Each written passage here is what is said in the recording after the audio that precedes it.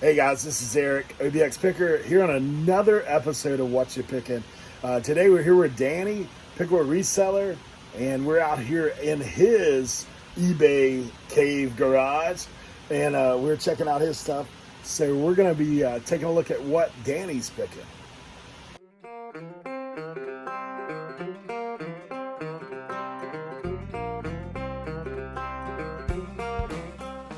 Hey guys, so we are here with Danny, and we're talking with him today about what he's picking and how he's been picking. So just kind of want to get him to give a brief introduction of who he is and what he does.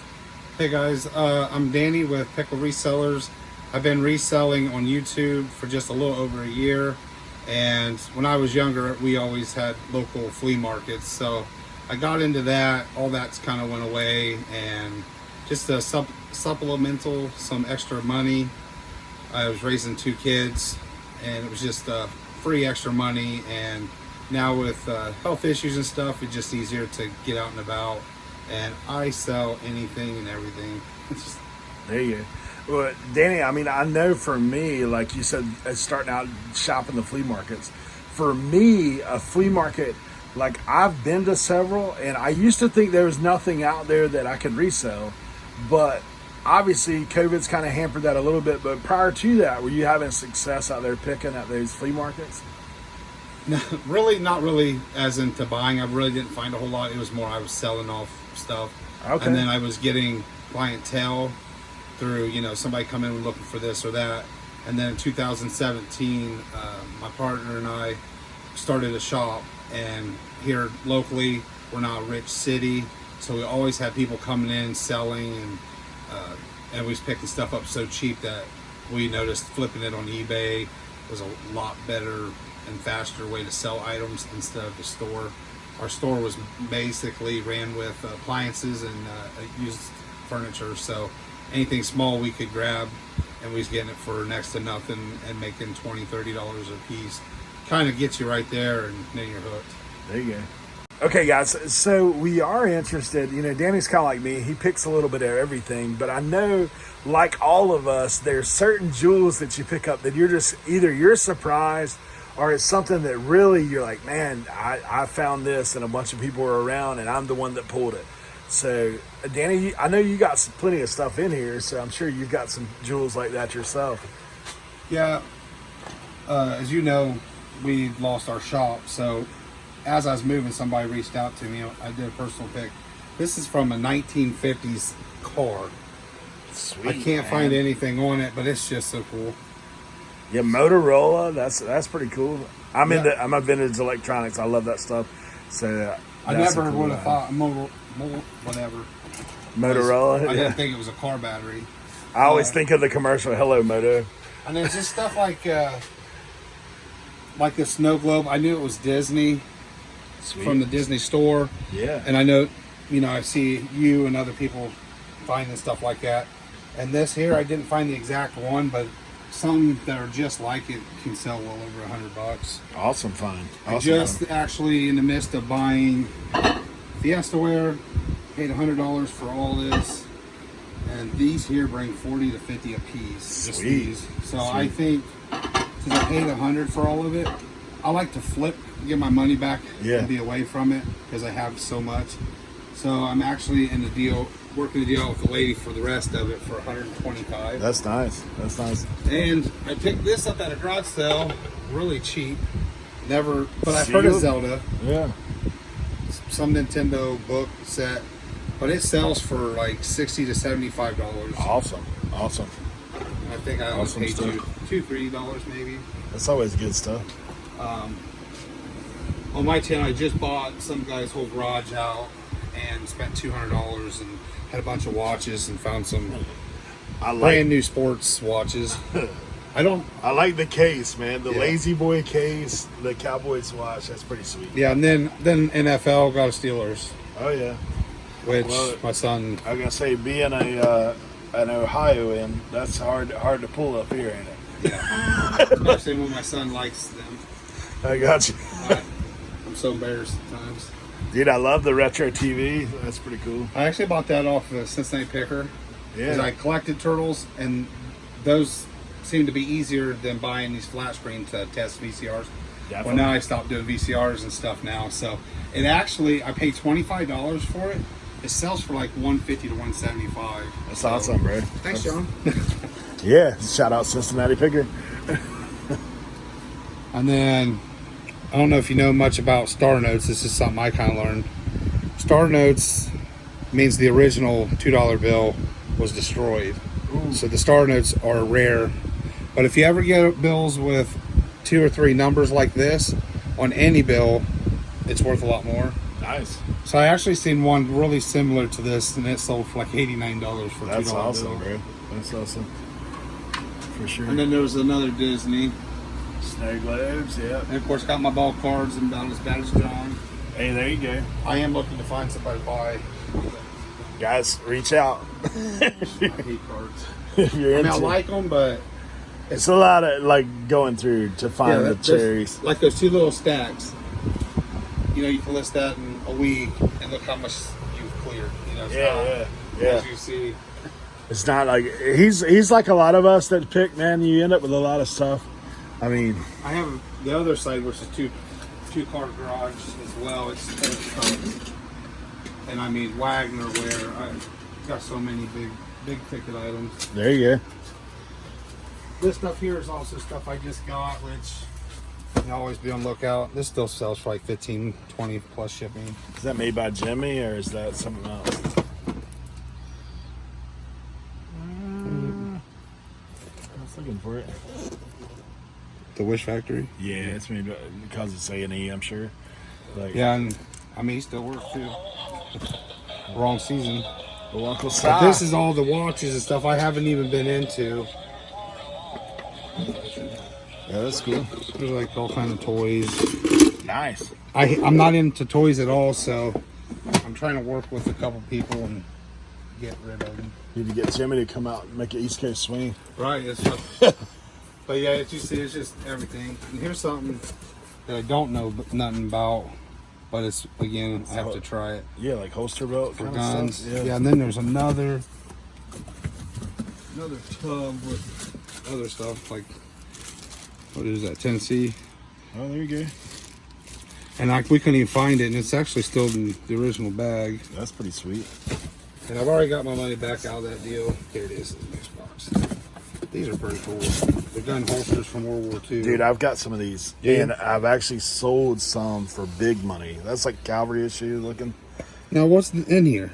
Do you know That's that? for the magazine. Oh, I honestly thought there was like a little knife or something in case you was behind. Yeah, typically they have See how different? magazine thing. This one, Yep. Yeah, these are like and now this is what I don't see. I'm not a gun cartridges. person. Yeah. I don't know if that's worth anything. Probably. I mean, they're kind of rough, but yeah.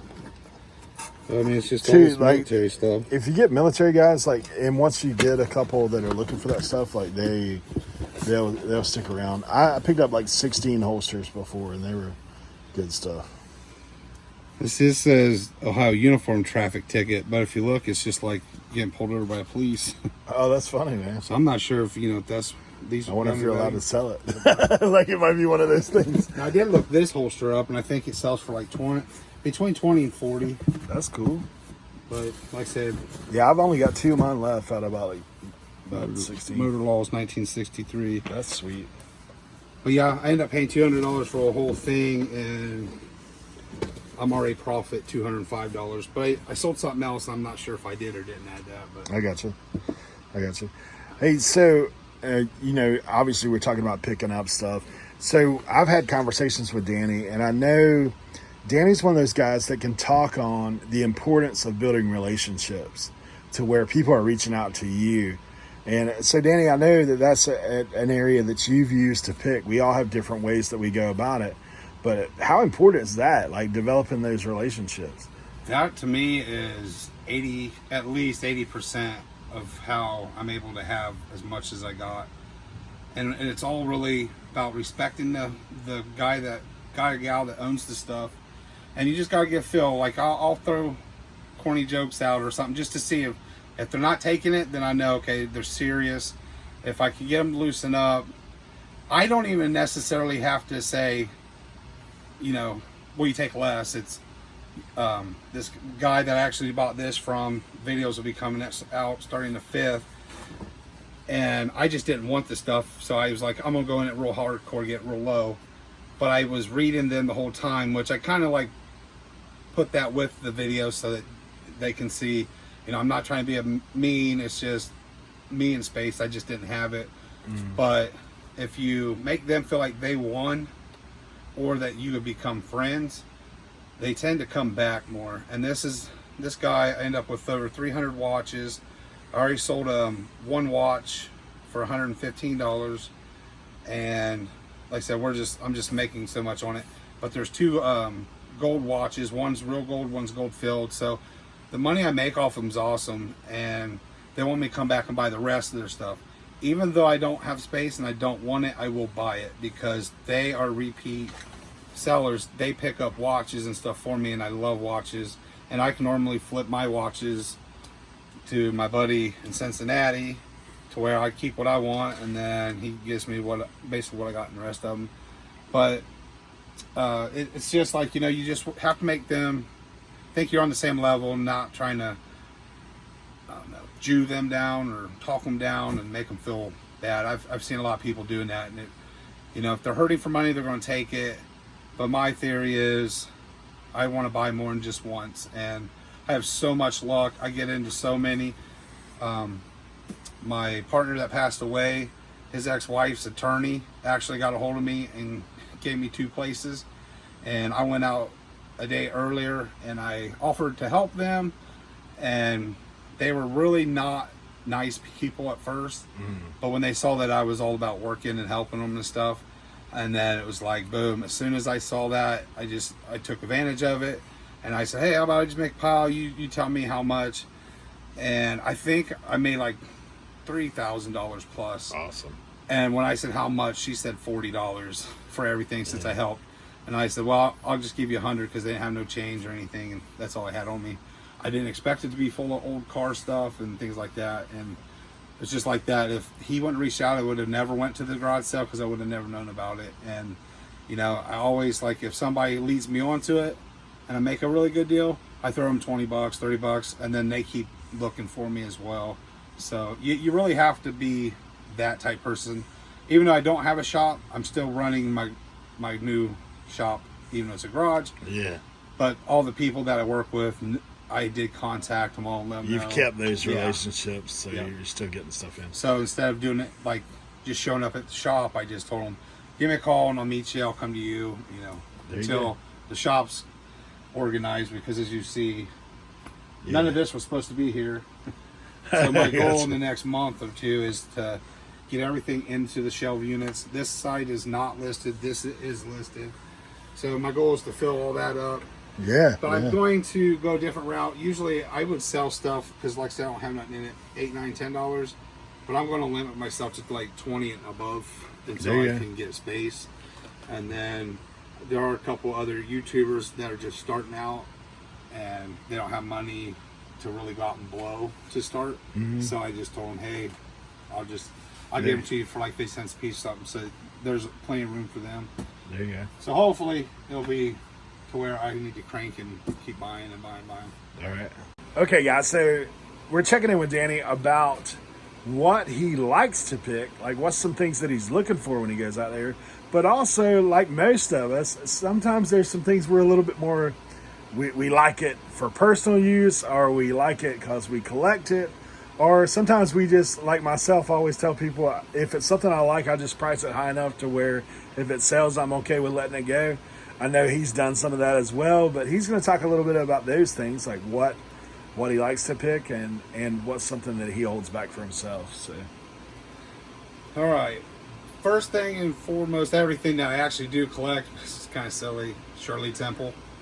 My grandma, toward the latter days of her life, we would always go over, we'd always have popcorn and watch Shirley Temple. So raising 2 daughters, I thought that would be something for my daughters to have something to hand down. Cool. So now every time I see stuff, like, I just have to buy it, and because of that. And I also like Bo Jackson, which is why I'm really a big Auburn Tigers fan. So I collect anything that's bow. I even, off of Old School Picker, I bought it. I'm sorry, it's not Old School Picker. Somebody else, I bought a Bo Jackson glove. There you go. And yeah, so anything that has anything to do with Bo Jackson, I'm into. I actually have this card sent in, waiting to come back from PSA, and it's not even going grade 10 or nothing, but it was just something that I wanted to be in that plastic. There you go. I also like the Chicago Bulls from the 90s, more into the hats. Same with Auburn Browns. And here is late, I just like hats of sporting teams, unless it's, you know, a few that I just can't stand. There you go. For the foremost, I try really hard not to buy anything because before you know it, you can get into serious buys and it's not going to be resold. Yeah, for sure. So like for me, I do look for certain things. Is there particular things that you like you're like, okay, this is something I like, I know about, and I'm looking for it everywhere I go?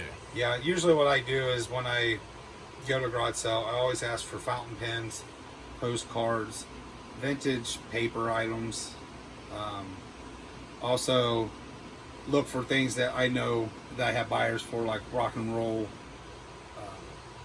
vinyls. Got people look for fishing stuff and any lighters, and so I'm always asking for those things, and belt buckles, because belt buckles may not always bring a lot, but there's so many that can like totally surprise you. Mm-hmm. And for me, being hurt with a bad back, I put it in a padded envelope, I'll just wrap the belt buckle. Easy ship. Yeah. Boom, boom's gone. It's so simple. So I try to do all that. The fountain pens can really surprise you. Years back, I bought a box of like 30 some for like $11, and most of them were going over to Japan, but I was getting $100, $200, $300 a piece, and it was just ridiculous. So always been into that, and always into watches. I've had 3 watches sell on eBay for over $5,000 a piece, and no Rolex. They were other watches, and actually none of them worked, but they were gold, 18 karat gold. I found a fake Rolly before, but I've never found the real thing. We got this 300 watch. We was going through and found a fake Rolex. So. Yeah, that's kind of crazy. That sucks. All right, guys. Well, we're wrapping things up here, so I wanted to check with Danny about what his best tip, if you're out there picking, what's the best way to find stuff, man? Best way is to go, like they call it, your niche. If you're really excited about it and something you'll stay motivated with, that's where I would personally go. Because if you're watching, like me, I watch everybody on YouTube. So like Eric here, he'll buy shirts, and you know, if I see a shirt that I see, I'll pick it up. And when you're new, you shouldn't do that. You should wait and get the feel of what you're doing first before you start going off. Because now I have a death pile that I'll never go through, because I don't like pots and pans, but I got enough of them. I don't like shirts and pants, and Eric can testify. I just bought a whole bunch of them. So. Yeah, that's it. Well, guys, hey, I do appreciate you guys for tuning in. If you're not subscribed to Danny, we're actually going to have all his links down below. And make sure you go and do that. Check out what he's got going on. And then also, for me, we thank you for tuning in to Whatcha Pickin. You can go back and watch previous episodes. We have lots of great guests that we've had in the past, currently, and in the future. But while you're out there, what's your picking? I hope you have some great finds and cool picks. Have a good one.